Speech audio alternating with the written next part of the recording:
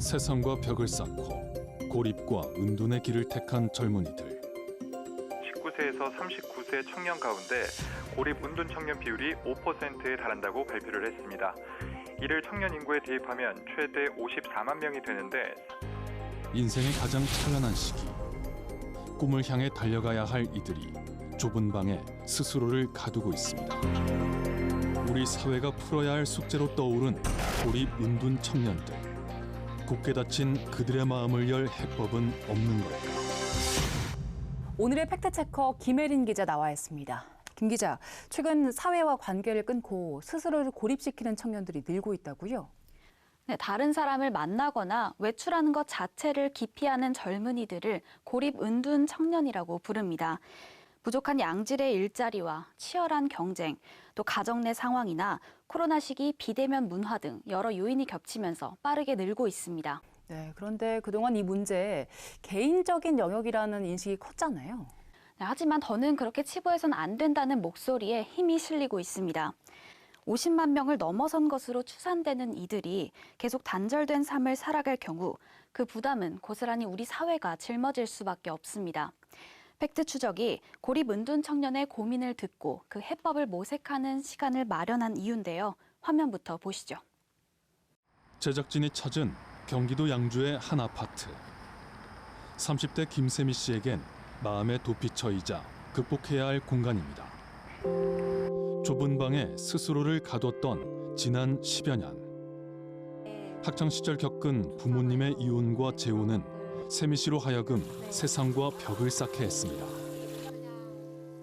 학교에서도 제가 적응하기가 가서 힘들었는데 집에 와서도 마음이 되게 불편한 거예요. 집에 들어오면은 이제 새어머니나 새어머니네 자식이나 또 있고 그렇게 있으니까 방 안에만 있고 그때부터 사실은 시작했던 것 같아요, 뭔가. 누군가를 만나고 또 알게 되는 것 자체가 두려울 때 캠퍼스를 돌아다니는데도 왠지 아는 사람을 마주칠까 봐 무서워서 왠지 피해 다니게 되고 특히 여러 사람들과 있으면은 제가 그 속에서 굉장히 많이 불안해하고 누군가 나를 뭔가 이렇게 불안한 걸 알아차릴까 봐 겁내하고 자책하고. 세미 씨의 유일한 벗은 말이 없는 식물이었습니다. 이제는 다른 사람에게도 손을 내밀려고 노력해보지만 한 걸음 한 걸음 내딛는 게 쉽지는 않습니다.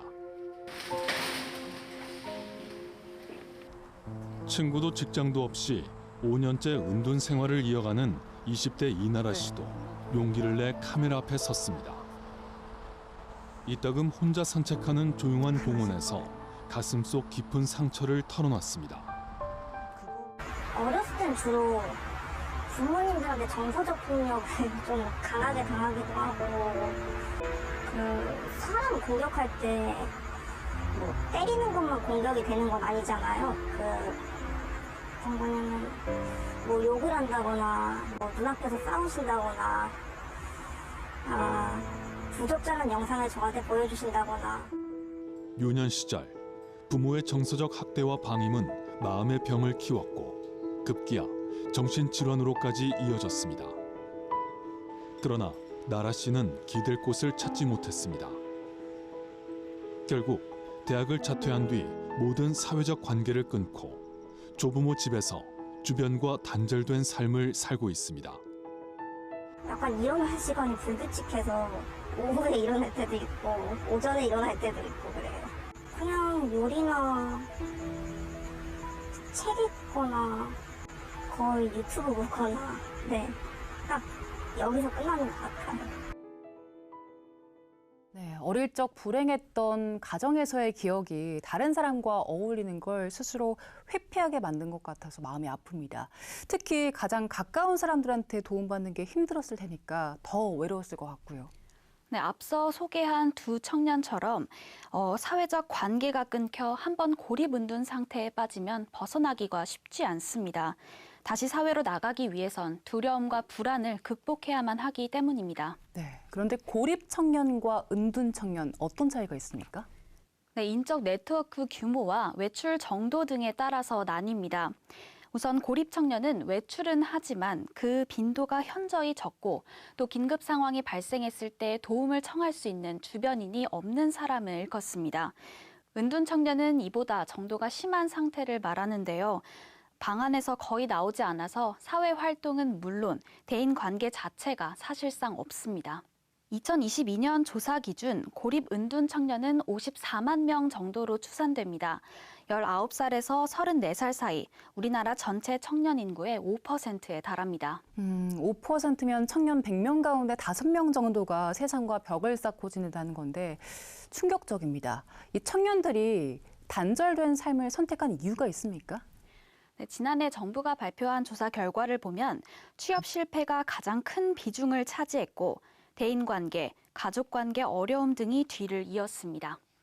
나도 다른 또래 청년들처럼 일을 해서 내가 번 돈으로 살고 싶은데 예를 들어 수십 수백 장의 이력서를 내더라도 나를 받아주는 한 곳이 없고 그렇게 할 일이 없으니까 갈 곳이 없고 갈 곳이 없으니까 자연스럽게 집이나 방에 머물게 되고 결국 양질의 일자리가 부족한 현실과 치열한 경쟁에 적응하지 못한 청년들이 그만큼 많다는 얘긴데요. 이는 고립은둔 청년 본인들만의 문제는 아니었습니다. 직장을 그만두고 2년째 은둔 생활을 하는 아들을 둔 60대 김경순 씨. 좀처럼 방 밖으로 나오지 않는 34살 자식을 떠올리면 눈물만 흐릅니다. 내일 모레면 결혼도 하고 내 친구들은 결혼도 하고 애기도 낳는 나이잖아. 그 나이가 지금. 근데 거꾸로 하는 거잖아요. 그러니 그걸 생각하면 내 마음이 무너지는 거야. 그리고 나는 쉽지 않은 인간관계와 치열한 경쟁이 펼쳐지는 회사라는 곳. 학교 폭력의 상처를 안고 살아온 아들에겐 견디기 힘든 공간이었습니다. 직장에만 가면은 안 되는 거예요. 직장에만 가면은 안 돼서 나중에는 아예 그냥 문을 닫아버리더라고요. 직장을 한 6군데를 갔거든요. 갔는데도 안 되더라고요. 그래서 안 가는 게 낫겠다. 그렇게 생각하고 얘가 완전히 그냥 고립을 들어갔어요. 언제쯤 다시 마음의 문을 열지 알 수는 없지만 그래도 경순 씨는 자식의 사회 복귀를 포기할 수 없습니다. 직장 생활에 적응하지 못하고 고립과 은둔을 택한 청년들. 본인은 물론 가족에까지 멍해를 씌운 이 문제의 원인을 더는 개인적 특성이나 일부 회사의 문화 탐문으로 돌려선 안 된다는 지적이 많습니다. 대기업 중소기업 간 임금 격차 등 노동시장의 이중구조가 심해지면서 소수 양질의 일자리에서 밀려난 이들이 세상과 벽을 쌓는 경우가 늘고 있기 때문입니다. 그럼 고용을 주지 않기 때문에 새로운 일을 찾아야 되는 단기적, 임시적 일자리를 전전하는 것. 그것으로 미래를 설계할 수도 없고 그런 일을 해서 당장 생활비를 벌충하는 데도 충분하지 않고 그것이 미래 자산이 되지도 않고 이런 경험 속에 놓여 있기 때문에 청년들이 구직 활동 자체도 포기하는. 통계를 통해서도 위험 징후는 확인되고 있습니다. 특별한 이유 없이 그냥 쉬었다는 2030 청년은 지난 8월 기준 74만 7천 명. 코로나19 유행으로 고용시장에 찬바람이 불었던 2021년 8월보다 10,000명이나 많습니다. 저출산 고령화로 젊은 층 인구가 줄어드는데도 쉬었음 청년의 숫자는 오히려 증가한 셈입니다. 중대한 질병이나 장애 같은 특별한 이유가 없는데도 경제 활동을 하지 않고 그냥 쉰다는 청년들. 우리가 주의 깊게 봐야 하는 이유가 있을 것 같아요. 네, 아무래도 절망이나 무기력증에 빠져 있는 기간이 길어지면 사회적 관계가 단절되고 고립은둔의 길로 접어들 가능성도 커질 수밖에 없습니다. 네. 그 단계까지 가기 전에 뭔가 대책을 마련해야 할 것 같은데 일본은 우리보다 먼저 비슷한 문제를 겪었죠. 일본에선 사회에 적응하지 못하고 집 밖을 나오지 않는 사람, 즉 은둔형 외톨이를 히키코모리라고 부릅니다. 1990년대부터 빠르게 증가했는데 지난해 일본 정부가 조사한 결과를 보면 일본 전체 인구 1억 2,329만 명 가운데 15살에서 39살 사이 청년층 중 히키코모리는 67만 명이었습니다. 네, 그런데 앞서 김혜린 기자가 우리나라의 고립 은둔 청년은 54만 명이라고 하지 않았나요? 맞습니다. 한국 전체 인구는 일본의 절반 정도인데 고립 은둔 생활을 하는 청년의 규모는 일본과 큰 차이가 없습니다. 그만큼 우리 사회에 던져진 고민거리, 또 풀어야 할 숙제도 늘고 있습니다. 좁고 어두운 세상에서 그 누구보다 힘든 시간을 보내는 건 고립 은둔 청년들 본인입니다. 가족이나 친구 등 힘이 돼줄 사람들과 관계를 끊고 지내다 보니 삶에 대한 의지 자체가 떨어지곤 합니다. 특히 혼자 집안에 있으면 되게 많이 불안해하고 우울증이 좀 심했어요. 오히려 고립 운동을 하면은 자기가 많이 위축된 상태가 되거든요. 약간 슬픈 거지만 그냥 자기가 생을 마감한다던가. 실제로 지난해 정부가 발표한 조사 결과를 보면 고립 은둔 청년 75.4%가 극단적 선택을 생각해 본 적이 있는 것으로 파악됐습니다. 이 가운데 26.7%는 극단적 선택을 시도한 경험이 있다고 답했습니다. 불안한 심리 상태는 마음 건강을 악화시킬 수도 있습니다. 고립 은둔 청년은 개인 접촉을 피한다는 점에서 이상동기 범죄의 위험군으로 보는 건 잘못된 편견이지만 이들을 방치하면 중증 정신질환을 앓을 수 있다는 게 정부의 설명입니다. 네, 이렇게 여러 문제와 연결이 돼 있다 보니 사회적 비용도 상당하다고요. 네, 우리 사회의 활력소가 돼야 할 청년들이 단절된 삶을 살면서 이로 인한 손실도 커지고 있습니다. 국방과 납세, 교육, 또 결혼이나 출산과 같이 우리 사회 모든 시스템에 부정적 영향을 끼치는 것은 물론이고 건강과 복지 등 부양 비용 역시 커지고 있습니다. 지난해 보건복지부는 청년들의 고립 은둔으로 인한 사회적 손실 비용이 연간 7조 원에 달한다는 한 청년 관련 단체의 연구 결과를 전하기도 했습니다. 네, 범국가 차원의 대책 마련이 필요해 보이는데요. 정부와 정치권도 문제의 심각성을 인지하고 팔을 걷어붙였지만 여전히 아쉽다는 지적이 적지 않습니다. 지난해 12월 정부는 고립 은둔 청년만을 위한 첫 종합 대책을 발표했습니다. 위기 청년을 조기에 찾아 사회 복귀를 돕는 내용이 담겼는데요. 특히 전담 지원 시스템 구축이 역점 사업으로 꼽혔습니다. 119 상담 전화와 온라인을 통해 도움을 요청하거나 직접 발굴한 고립 은둔 청년을 체계적으로 돕는 청년 미래센터를 신설키로 했기 때문입니다. 전문 인력의 심리 상담, 각종 프로그램을 통한 대인 접촉 기회 확대, 그리고 취업 지원까지 한 번에 진행하겠다는 취지였습니다. 네, 저희 8월 14일부터 개시해서 대상자 지금 이제 상담하면서 계속 선정하고 프로그램 진행하고 있습니다. 기본적으로 청년들의 니즈에 맞춰서 기존의 지역사회 자원을 연결해 주시기도 하고.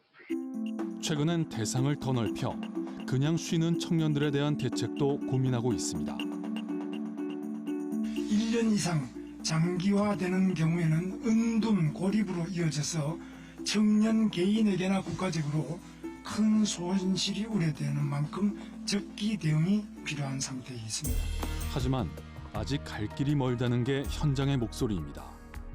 대책의 핵심인 청년 미래센터가 설치된 곳은 전국 통틀어 단 4곳. 전담 인력은 32명에 불과합니다. 여기서 도움받을 수 있는 사람은 320명 뿐입니다. 시범 사업 기간이라고는 하지만 고립 은둔 청년이 54만 명에 달할 것으로 추산되는 걸 고려할 때 턱없이 부족한 수준입니다. 정책 시행을 뒷받침할 구체적인 법적 근거가 미비한 것도 문제로 꼽힙니다. 만약에 이 시범 사업이 종료된다면 이 청년이 용기를 내서 밖으로 나오더라도 또다시 버림받게 되는 거죠. 안정적으로 제도화하기 위해서는 합법성이 필요하고 그 합법성을 부여하는 게 법적 근거일 것 같아요. 각 지자체들마다 나름의 어떤 조례를 통과시켜서 지원을 하려고 노력하거나 아니면 이제 어떤 자생했었던 민간단체 중심으로 좀 움직여지거나 이렇게 있지 어떤 체계적인 그림이 그려져 있지 않잖아요. 비판이 잇따르자 취약 청년을 지원하는 단일법 제정 움직임이 정치권에서 일고 있지만 아직 국회 문턱을 넘진 못한 상태입니다. 네, 정부와 정치권 더 노력을 해야 할 것 같은데 이와는 별개로 고립 은둔 청년들 스스로 의지도 중요할 것 같아요. 네, 상당수 고립은둔 청년들도 사회 복귀를 바라고 있었습니다. 지난해 진행된 정부 조사에서 고립은둔 청년 10명 가운데 8명은 현재 상태를 벗어나길 원한다고 답했습니다. 또 67.2%는 일이나 공부를 시작하고 치료나 상담을 신청해서 고립은둔 생활 탈피를 시도했습니다. 네, 이런 청년들의 의지를 어떻게 잘 지켜줄 수 있을까요? 네, 팩트추적이 고립은둔을 극복한 청년을 만나서 직접 이야기를 들어봤습니다. 두 손을 맞대고 밝은 표정으로 제작진과 마주한 30대 최지우 씨. 시민단체에서 회계 관련 일을 한다는 그의 삶은 2년 전엔 전혀 다른 곳에 갇혀 있었습니다. 군 전역 이후 엄습한 불확실한 미래에 대한 불안감. 계속 뭐 하고 싶은 건 없고 마땅히 욕심도 없고 이러다 보니까 좀 사회와 좀 비교도 되고 너무 자존감도 떨어지고. 그렇게 6년이란 시간 동안 스스로를 작은 방에 가뒀습니다. 하지만 문득문득 떠오르는 세상 밖으로 나가야겠다는 마음. 이제 집에서 고립운동을 하고 있으면요, 내내 무기력하고 내내 아무 생각 없이 있는 게 아니라 중간중간에 뭐라도 좀 해봐야겠다라는 생각이 올라올 때가 있어요. 용기를 내 비영리 재단의 고립은둔 청년 지원 프로젝트에 참여했습니다. 자신과 비슷한 경험을 한 사람들과 어울리며 조금씩 벽을 허물었습니다. 다들 사람을 원해요. 인간관계를 원하고 공통점으로 다 내 이야기 들어줄 사람이 있었으면 좋겠다. 결국 지우 씨의 의지와 이를 북돋아줄 계기가 중요했던 겁니다. 사람들이 고립은둔이 뭔지에 대해서도 정확하게 실체를 잘 모르고 그냥 왜 사지 멀쩡한 애들이 나가서 일하면 되지, 걔네들을 왜 도와줘야 되냐, 뭐 이런 얘기들을 많이 저희가 듣곤 하는데, 여러 가지 지원 사업을 통해서 사회로 나와서 기능을 하도록 돕는 게. 고립은둔 청년을 개인적인 문제로만 여기고 부정적으로 바라보는 사회적 인식을 바꿀 필요도 있다는 의미입니다. 학령기와 구직기, 직장 초기 등 시기별 위기 징후를 세분화해 지원 대책을 추진하는 것 역시 빼놓아선 안 됩니다. 장기적인 지원 프로그램이 부족해 다시 고립은둔 생활을 하는 청년들이 있는 만큼 단기 성과에 매몰돼선 안 된다는 지적도 있습니다. 이를 위해선 면밀한 실태 조사와 체계적인 지원 계획 수립이 필수적입니다. 앞으로 국가가 이거에 대해서 지원의 의지를 좀 갖는다면 지원을 하는 거와 병행해서 우리가 어디까지를 어떻게 어떤 방법으로 그리고 어떤 계획을 가지고 돕겠다라고 하는 부분들에 대해서 좀 심도 깊은 고민이 필요해요. 다들 사람을 원한다. 내 이야기를 들어줄 사람이 필요하다는 고립은둔 극복 청년의 말이 더 가슴에 와닿습니다. 그동안 고립은둔 청년은 정책의 사각지대에 있었던 게 사실입니다. 사회적 지원도 상대적으로 적었고요. 그래서 이들이 다시 용기 내서 세상 밖으로 나올 때까지 지속적인 관심과 응원이 필요해 보입니다. 네, 김 기자 수고 많았습니다. 오늘 팩트추적은 여기까지입니다. 저희는 다음 주에도 현상 이면에 숨겨진 사실조차 시청자 여러분 목소리에 귀 기울이겠습니다. 함께해 주신 여러분 고맙습니다.